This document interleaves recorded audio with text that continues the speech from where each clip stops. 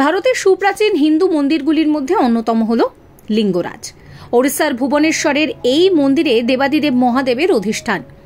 এই দেবালয়ের কারুকার্য দেশের বিভিন্ন প্রান্ত তো বটেই, বিদেশিদেরও অন্যতম প্রধান আকর্ষণ। তাই আজকের এই ভিডিওতে লিঙ্গরাজ মন্দিরের লুকোনো রহস্য সম্পর্কে আপনাদেরকে বলবো। ভিডিও পুরোটা দেখবেন। ভিডিও ভালো লাগলে লাইক, শেয়ার, সাবস্ক্রাইব করতে ভুলবেন না। কমেন্ট করবেন কমেন্ট সেকশনে গিয়ে। লিঙ্গরাজ মন্দিরের সঙ্গে জড়িয়ে রয়েছে অদ্ভুত ইতিহাস, যে ইতিহাস সম্পর্কে শুনলে আপনারও গায়ে কাঁটা দেবে। সংস্কৃতি পুঁথি অনুযায়ী খ্রিস্টীয় ৬ষ্ঠ থেকে একাদশ শতাব্দীর মধ্যে পর্যায়ক্রমে এই সুবিশাল মন্দির নির্মাণ করা হয়। এই দেবালয়ের সঙ্গে কলিঙ্গ স্থাপত্যের মিল রয়েছে। প্রসঙ্গত, ভুবনেশ্বরের সবচেয়ে বড় মন্দির হল লিঙ্গরাজ। অনেক ঐতিহাসিকের দাবি এই মন্দির তৈরি করেন ললাট ইন্দু কেশরী। ১৬১৫ থেকে ১৬৫৭ খ্রিস্টাব্দ এই সময় পর্বে ওড়িশার শাসক ছিলেন তিনি।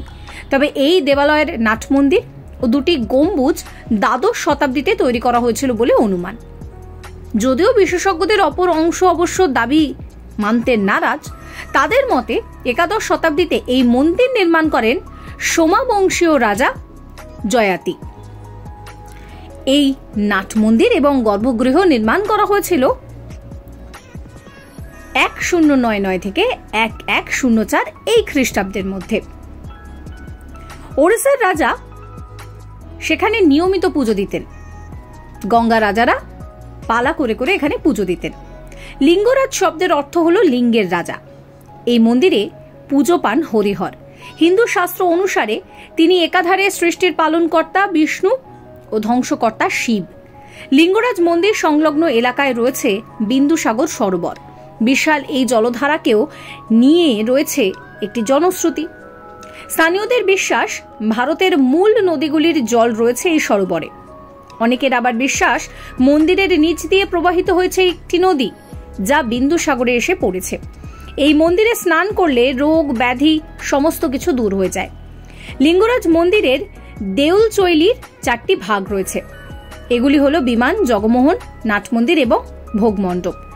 এর মাঝের মিনারটির উচ্চতা প্রায় ১৮০ ফুট। উৎসবের দিনে যেখানে দর্শনার্থীরা জড়ো হন, মন্দিরের সেই অংশকে বলা হয় জগমোহন। দেবালয়ের বিমান অংশের মধ্যে দেবতার অধিষ্ঠান।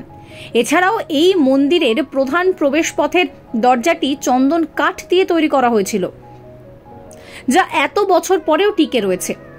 ঐতিহাসিক জেমস ফার্গুন্স লিঙ্গরাজকে ভারতের বিশুদ্ধ হিন্দু মন্দিরগুলির মধ্যে অন্যতম বলে চিহ্নিত করেছেন।